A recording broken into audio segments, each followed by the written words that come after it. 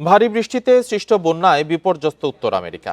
বন্যার কারণে ওয়াশিংটন এবং ওরিগনে জারি করা হয়েছে পর্যটন সতর্কতা।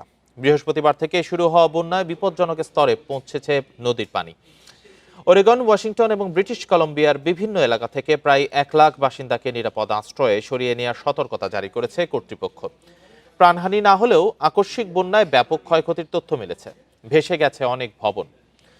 রোববার আবারও বৃষ্টির পূর্বাভাসে বন্যা পরিস্থিতির অবনতি হওয়ার আশঙ্কা করা হচ্ছে। কর্তৃপক্ষ সতর্ক করেছে, কয়েকদিন ধরে পানির স্তর উচ্চ থাকবে।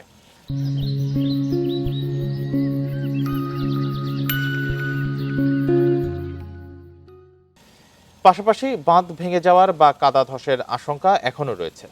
জরুরি উদ্ধার কাজে ওয়াশিংটনে ন্যাশনাল গার্ড মোতায়েন করা হয়েছে। ভারী বৃষ্টি ও বন্যার কারণে অন্তত 30টি হাইওয়ে বন্ধ রয়েছে।